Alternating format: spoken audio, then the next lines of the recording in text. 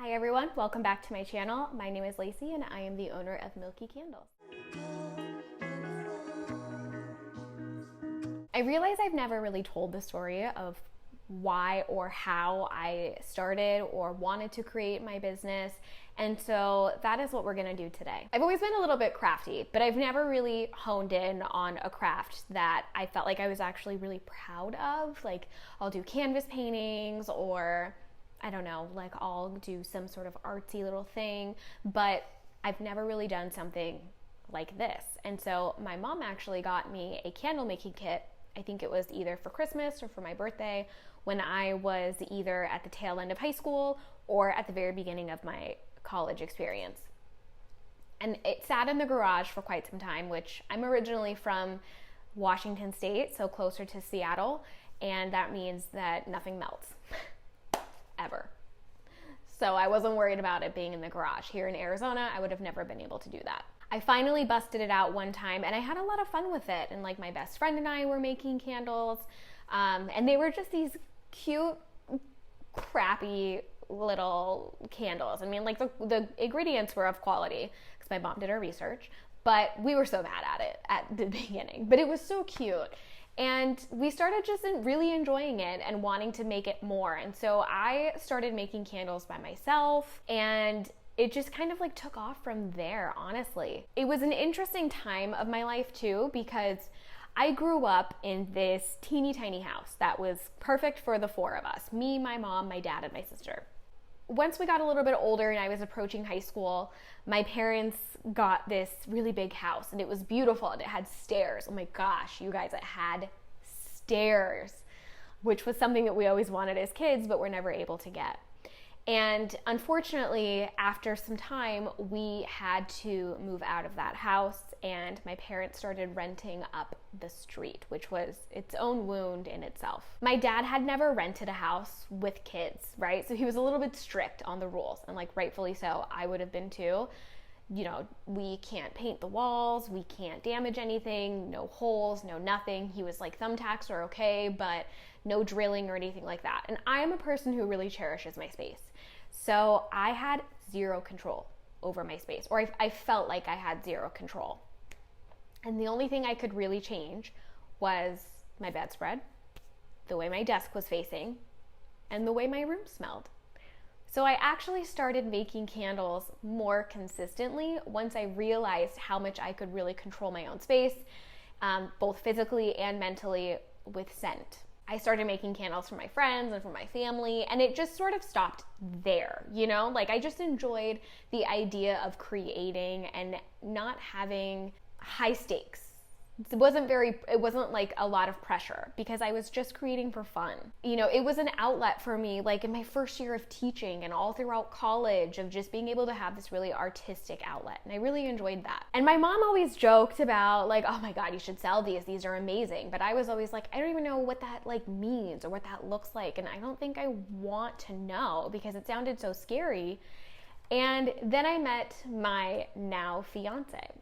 And she was very much on the same page as my mom. Like, why don't you sell these? Like, these are incredible. And I'm like, I don't know, like, they're trash, but like, they're not. I just can't talk myself up. It makes me uncomfortable. And this was at the same time in my life where I was just getting a lot of fatigue and burnout working for other people and working towards their goals and their aspirations, and I felt like I was in a hamster wheel. And I know that at some point my business could probably feel like that, but I feel like I just have more control within that. I decided that I want this to grow.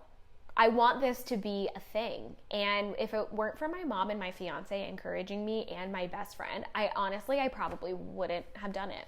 I don't think I would have. I wouldn't have felt strong enough to do it. I started looking up, you know, just these really inspirational YouTube videos of these small business owners just going about their daily lives, right? And how much they love it and how much they're into it, and they get to feel crafty and they get to do what they love, and they talk about like the businessy side of things. And I'm like, okay, like maybe I could actually do that. And like, here's the thing about me.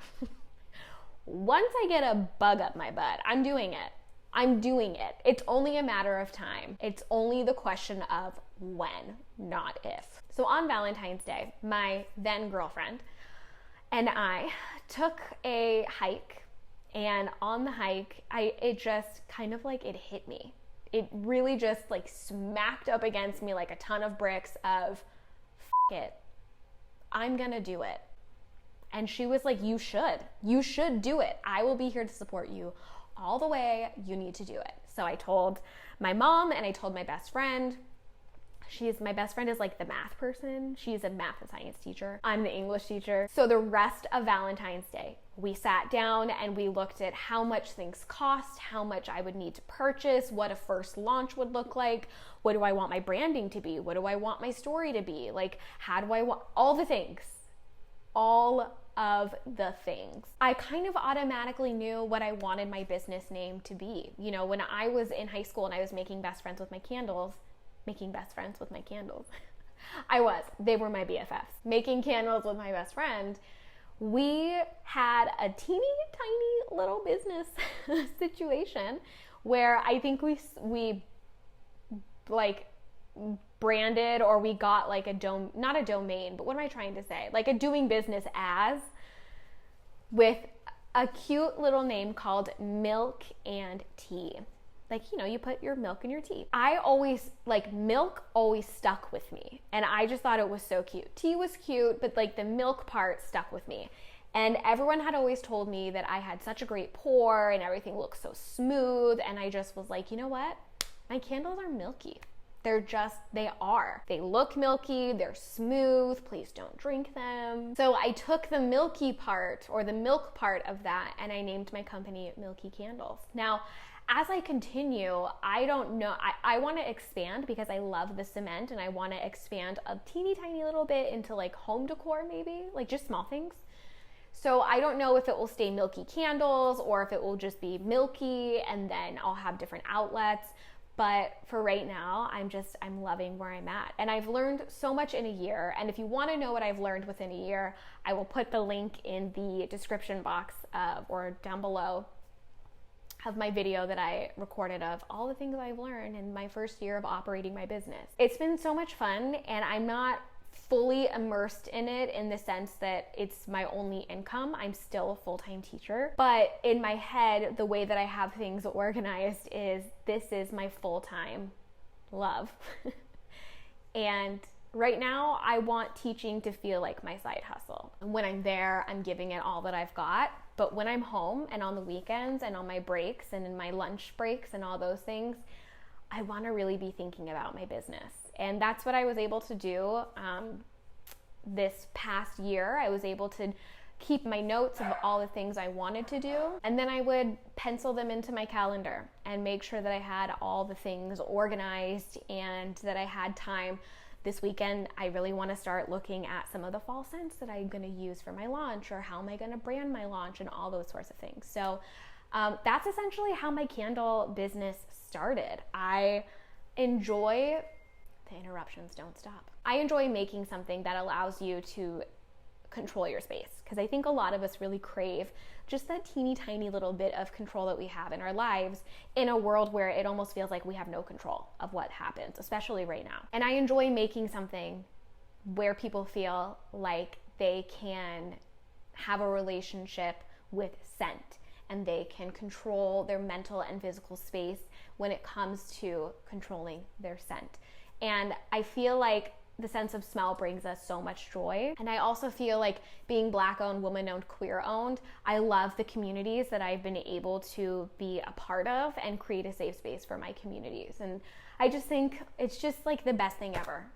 Like, me doing this has felt like the best thing ever. Even when I'm making cement vessel after cement vessel after cement vessel, and they're cracking and it's not working, and I just sit there crying, I prefer that over all of the other things that I have to do at my like normal 9 to 5, meaning a job that people look at as like socially acceptable and safe because you have all of these other things wrapped up in having that job, like healthcare and all that. So anyway, I'm going off on a completely different tangent, but let me know if you have any questions below. I think I really enjoy the idea of making these videos based on my business, and I will see you in my next video.